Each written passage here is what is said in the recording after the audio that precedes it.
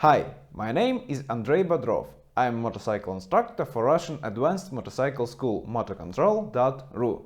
In this video I will show you how to make simple full lock turns, both from the complete stop and without stopping. Practicing full lock turns is beneficial for your clutch and rear brake control skills and for developing very good feel on handlebars. And sometimes you can use full lock turns on the road, for example, for making a tight U-turn. Before you begin practicing full lock turns, you really should master slow race exercise. It will make your life much easier. Just a quick reminder about slow race exercise. Here you are trying to go as slow as possible.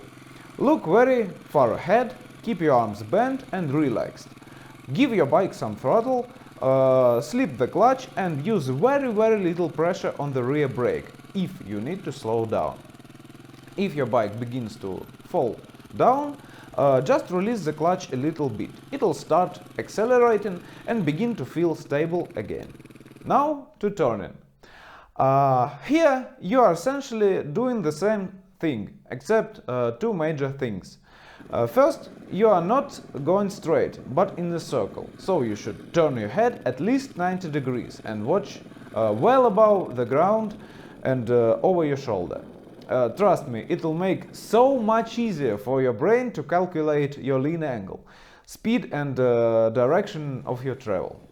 And as a bonus, you won't get dizzy after a couple of circles, provided you stop staring to the ground in front of you.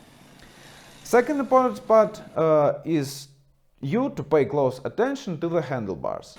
Notice that when you pull the clutch, apply a little pressure on the rear brake and start slowing down, your handlebars automatically turn more into the turn.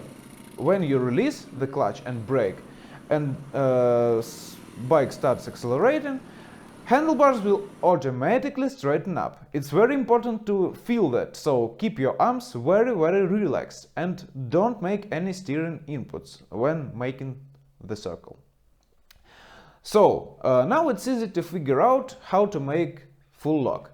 When going in circle, just pull the clutch a little and apply little pressure on rear brake. Handlebars will turn themselves, just wait until they reach full lock. Then manually hold handlebars in full lock position and catch the bike from tipping with the clutch. You may struggle for a while, but keep practicing and eventually you will be able to make circles while riding in full lock. Now you are just one step away from making tight full lock U-turns. You should learn how to enter the U-turn quickly. That's where counter-steering comes into play. Go straight, turn your head and then push inside grip to initiate the turn. Don't push yourself from the grip, push the grip from you. Bike will swiftly lean, then relax your arms and just let the bars turn themselves into turn. Then again, pull the clutch just a little, apply rear brake and let the front wheel turn all the way to a full lock. That's pretty much it. Now the U-turn from a complete stop. Stop the bike, turn your head as far as you can. Turn handlebars full lock.